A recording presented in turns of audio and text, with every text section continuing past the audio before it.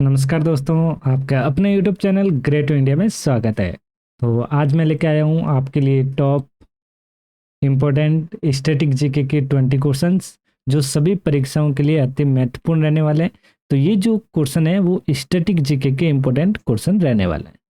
तो चलो सेशन को स्टार्ट करते हैं और आज का पहला क्वेश्चन आपकी स्क्रीन पर जल्दी से रीड कीजिए और कमेंट में इसका आंसर जरूर लिखें। तो देखिए पहला क्वेश्चन क्या कह रहा है, कालिदास सम्मान से सम्मानित रोहिणी बाटे किस शास्त्रीय नृत्य से संबंधित थी। तो देखिए कालिदास सम्मान से सम्मानित रोहिणी बाटे जो है वो कौन से शास्त्रीय नृत्य से संबंधित है। तो वो शास्त्रीय नृत्य था, ध्यान रखें, कपक। सही आंसर क्या हो जाएगा यहाँ पे, डी कपक। बताइए किस भारतीय खेल में एक रेडर विरोधी टीम के हाफ में बिना सांस लिए विरोधियों को स्पर्श करने के लिए प्रवेश करता है, बिना सांस लिए। तो बिना सांस लिए जो ऐसा खेल जो है वो कौन सा है जो बहुत आपने बचपन में खेला होगा, तो वो होता है यहाँ पे कबड्डी। सही ऑप्शन क्या हो जाएगा यहाँ पे, सी कबड्डी। उत्तर प्रदेश भारत में निर्मित यमुना एक्सप्रेस परियोजना का पूर्व नाम क्या था। यमुना एक्सप्रेस परियोजना का पूर्व नाम क्या था, बताइए। वेरी इंपॉर्टेंट क्वेश्चन, जिसका नाम था ताज एक्सप्रेस वे। सही ऑप्शन क्या हो जाएगा, बी ताज एक्सप्रेस वे, जो यमुना एक्सप्रेस परियोजना का पूर्व नाम था। निम्नलिखित में से किसे पंचम दाग के नाम से जाना जाता है। पंचम दाग के नाम से जो जाना जाता है, किसे जाना जाता है। तो यहाँ पे A R Rahmani, R D Burman, Zakir Hussain या जगत सिंह। तो यहाँ पे जाना जाता है, बी ऑप्शन राइट हो जाएगा, R D Burman. Next question की बात करें कि निम्नलिखित में से कौन सी कृति प्रसिद्ध भारतीय लेखक खुशवंत सिंह की है। तो यहाँ पे कीर्ति के बारे में बात हुई और हमने अभी जो क्वेश्चन किया था ये वेरी इंपॉर्टेंट क्वेश्चन है ये, कि निम्नलिखित में से कौन सी कीर्ति प्रसिद्ध भारतीय लेखक की खुशवंत सिंह की है। तो वो है ट्रेन टू पाकिस्तान। सही ऑप्शन रहेगा D option, train to Pakistan. 2011 की जनगणना के अनुसार भारत में नगरीय जनसंख्या का अनुमानित प्रतिशत क्या था। तो नगरीय जनसंख्या का अनुमानित जो प्रतिशत है वो कितना है, तो वो है यहाँ पे 30 से 35%। सही ऑप्शन रहेगा ए ऑप्शन, ए ऑप्शन यहाँ पे राइट हो जाएगा। बताइए नेक्स्ट क्वेश्चन का आंसर दीजिए जल्दी से। अब यहाँ पे क्वेश्चन ये है कि चेहरा पहराना अनुष्ठान किससे संबंधित है। चेहरा पहरा जो अनुष्ठान है किससे संबंधित है, ये संबंधित बताना है।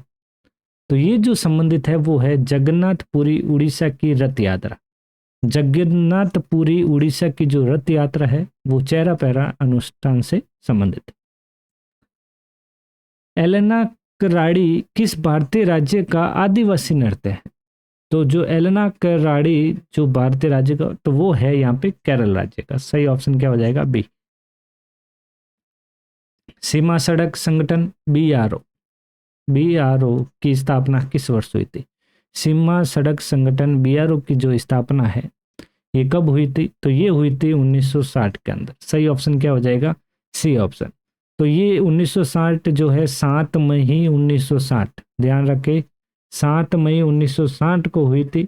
और इसका मुख्यालय की जब बात करें तो ध्यान रखें मुख्यालय कहाँ पे है इसका, न्यू दिल्ली में। कहाँ पे, new Delhi, very important, new Delhi में इसका मुख्यालय।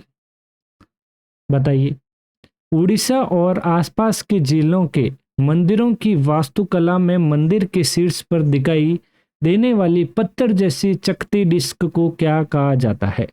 तो पत्थर जैसी चकती डिस्क को क्या कहा जाता है, तो ध्यान रखें उसे कहा जाता है, सही आंसर क्या हो जाएगा, आमलक। क्या होगा, आमलक, आमलक या आमलका। ध्यान रखें आमलक या आमलका, तो यहाँ सही आंसर हो जाएगा आमलका। सही ऑप्शन हो जाएगा आमलका। नेक्स्ट, निम्नलिखित में से कौन दर्पण अकेडमी ऑफ परफॉर्मिंग आर्ट्स के सह संस्थापक हैं। दर्पण अकेडमी के जो ऑफ फार्मिंग आर्ट्स के जो सह संस्थापक है वो यहाँ पे है मृणाली साराभाई। सही ऑप्शन होगा यहाँ पे डी, मृणाली साराभाई। सोनल मानसिंह भारत के किस प्रमुख शास्त्रीय नृत्य से विशेषज्ञता रखती है। तो ये जो सोनल मानसी भारत के किस प्रमुख शास्त्रीय नृत्य, तो वो शास्त्रीय नृत्य है उड़ीसा का। तो उड़ीसा के जो प्रमुख शास्त्रीय नृत्य है, सही ऑप्शन हो जाएगा यहाँ पे सी ऑप्शन, यहाँ पे राइट हो जाएगा। 30 नंबर, 2011 की जनगणना के अनुसार भारत की अनुमानित महिला साक्षरता दर कितनी है? अनुमानित जो महिला साक्षरता दर है वो कितनी है यहाँ पे, तो वो है यहाँ पे 60 से 69%। सही ऑप्शन हो जाएगा सी। 2011 के अनुसार जो भारत की अनुमानित महिला साक्षरता दर है, जो वो 65 पॉइंट लगभग, ध्यान रखें 65.46% है। और केरल में कुल साक्षरता दर और महिला साक्षरता दर से सबसे अधिक है, जबकि लक्षद्वीप में पुरुष साक्षरता दर सबसे अधिक है। लक्षद्वीप में सबसे अधिक पुरुष का है। ओके, चलो। मुंडियेट्टू किस भारतीय राज्य की पारंपरिक लोक नाट्य शैली है? तो मुंडियेट्टू ये जो है भारतीय राज्य की जो पारंपरिक लोक नाट्य जो शैली है, ये कौन से राज्य की है? तो यहाँ पे किस भारतीय राज्य की है, तो ये राज्य कौन सा है? तो वो राज्य है अपना केरल। कौन सा राज्य है? केरल राज्य। सही ऑप्शन हो जाएगा बी। बी ऑप्शन राइट हो जाएगा, केरल। हॉकी खेल में मैदान पर कितने खिलाड़ी टीम में सम्मिलित होते हैं? तो ध्यान रखें कितने, तो 11 खिलाड़ी। कितने? 11। सही ऑप्शन हो जाएगा यहाँ पे डी, 11। बताइए, हॉर्नबिल उत्सव भारत के किस राज्य में संबंधित है? तो ये जो उत्सव है हॉर्नबिल, ये भारत के किस राज्य में है? तो ये हॉर्नबिल जो भारत के राज्य जो है वो नागालैंड में सबसे ज़्यादा मनाया जाता है।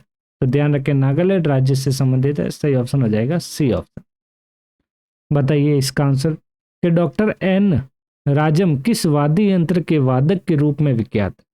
कौन? एन राजम, जो वो है वॉयलिन। सही ऑप्शन हो जाएगा सी। बताइए 18वें नंबर का सही आंसर दीजिए। 18वें नंबर क्वेश्चन का 18वां नंबर क्वेश्चन क्या कह रहा है? निम्नलिखित में से कौन एक प्रसिद्ध भारतीय नृत्य निर्देशक कोरियोग्राफर थी? जो कोरियोग्राफर थी वो थी कौन? काजोल, सरोज खान, श्रेया घोषाल या माधुरी दीक्षित? तो वो थी सरोज खान। कौन थी? सरोज खान, जो एक कोरियोग्राफर भी थी। भरतनाट्यम हेतु पद्मश्री पुरस्कार से सम्मानित प्रथम ट्रांसजेंडर कौन है? प्रथम ट्रांसजेंडर और पद्मश्री पुरस्कार से जो सम्मानित, और वो भारतीय नाट्यम की, तो वो कौन है यहाँ पे? तो ध्यान रखें नर्तकी नटराज। सही आंसर आएगा बी ऑप्शन। असम और अधिकांश प्रायद्वीपीय राज्यों में जनसंख्या का घनत्व कितना है? तो यहाँ पे जनसंख्या जो घनत्व है वो है मध्यम। कितना है? मध्यम है। असम और अधिकांश प्रायद्वीपीय राज्यों में जो मध्यम जनसंख्या घनत्व, क्यों असम में जनसंख्या घनत्व ध्यान रखें 398 व्यक्ति ही है असम का जनसंख्या घनत्व। ओके, 398। ओके, तो दोस्तों ये थे टॉप 20 स्टैटिक जीके से रिलेटेड इंपॉर्टेंट एमसीक्यू। तो आज के सेशन में यही समाप्त करेंगे। तो यदि आपको क्लास अच्छी लगी हो तो अपने दोस्तों को शेयर जरूर करें दोस्तों। तो आज के लिए इतना ही। Thank you.